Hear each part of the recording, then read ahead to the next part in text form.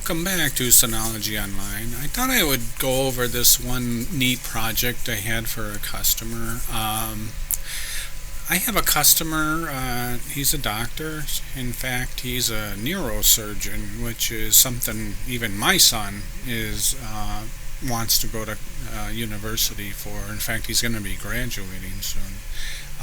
Well, his pre-med, he's going to be graduating. He's still got a long way to go. But anyways, he asked me if I build PCs, and I said, yeah, I mean, not a problem. It's pretty basic. So, actually, this was last year, I think around November time frame. The project took me a couple of months to do because there was a lot of work in it, as you'll see. So anyways, I went and dug into it. Surprisingly, cost-wise, this is like around, it cost about $15,000 when it was done. My guess is around there, give or take $1,000. So, and the reason for this is my customer designs things. So he actually designs brain implants. So one of his hobbies, and believe it or not, he's a really wonderful guy.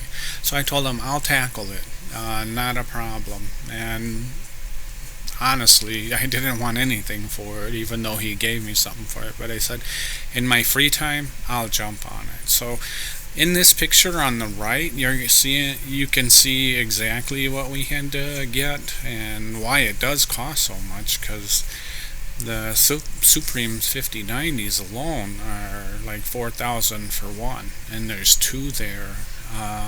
The power supply, which is right here, this was $1,000 because they're not really popular in the United States. This is a 220 volt power supply, so your house has to be wired specific for it.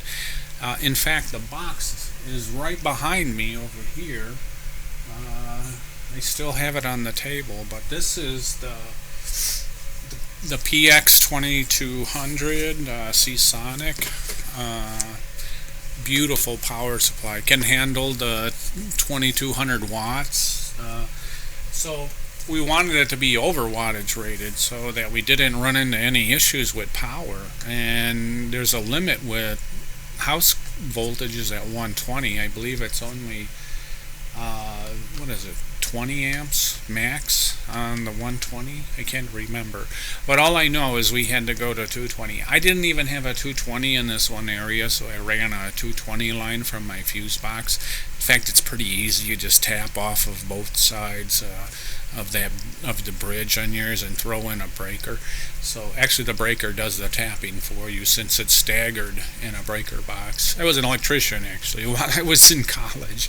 I actually did carpentry, plumbing, electrical, you name it. I was doing that and working at UPS at the same time as an unloader back in the day. So, but anyways, I thought I would show you this project. So it took so long.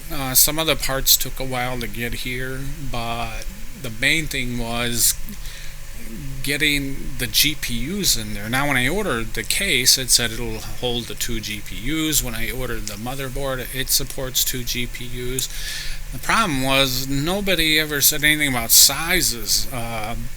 So the first GPU to get in is easy, but the second one, the slot is at the bottom of the board and it has to fit in that open insert area. So this is kind of what I ended up doing with the case. So this is the me kind of like taping off some areas, and I had to get a Dremel tool and start grinding away at the metal because the metal was hitting the card, so I couldn't get the card in.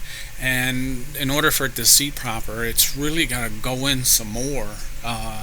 So I ended up grinding away at the shelf, and in fact in this picture here I am, and I'm actually cutting away. You can see how much steel I had to cut away. I had to take this whole bottom bar off there. So that's actually was my biggest problem. So In the end, let me see. Yeah, I finally got it, and I was so happy. A lot of trial and error for this. So when it was, whoop, got the wrong one. There it is.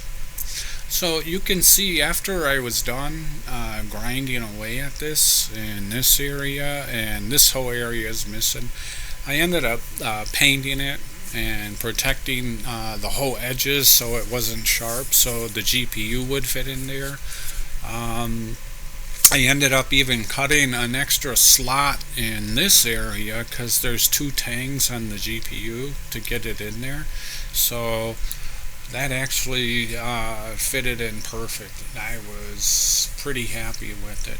In fact, just to let me see if I have it here.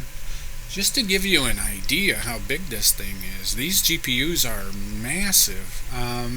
If anyone's ever had that big tape dispenser like this one that's the size of your fist, imagine the GPU. This thing is heavy. It feels like it feels like it weighs like 8 or 10 pounds. But that tape is the largest tape measure you can get in carpentry, pretty much, and it's a Stanley, the yellow one, and man, it you can see it's like the size of 3 or 4 of these things. So I was so happy when I finally got it to fit, and then I went off into testing it.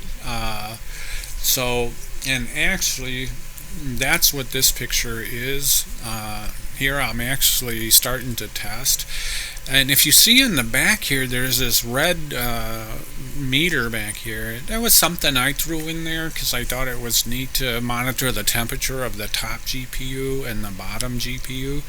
And it's only running 26 degrees right now. I was running something small at the time, but at least the owner could look through the glass, since it's a plexiglass, and see what the temps are of the.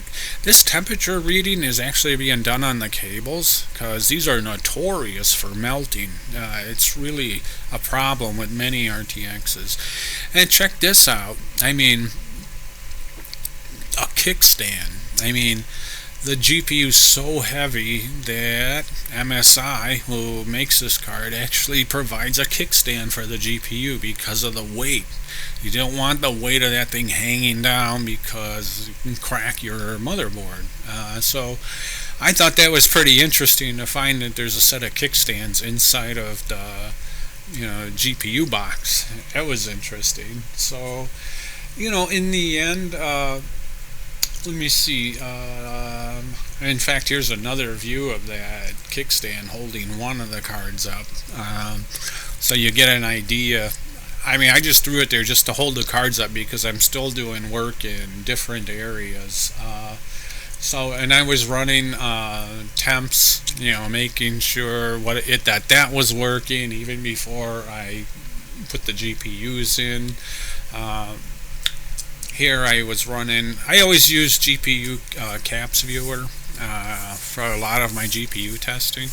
It's not often I do PC builds, but I did my son's. I used to do them a lot back a long time ago, but this was a project, a $15,000 project. It had to be perfect. So in the end, this is what it looked like. Oh wait, that's not it. What did I do at my end video? I actually have it somewhere in here. Is this it? Let me see. No. Let me grab my end video.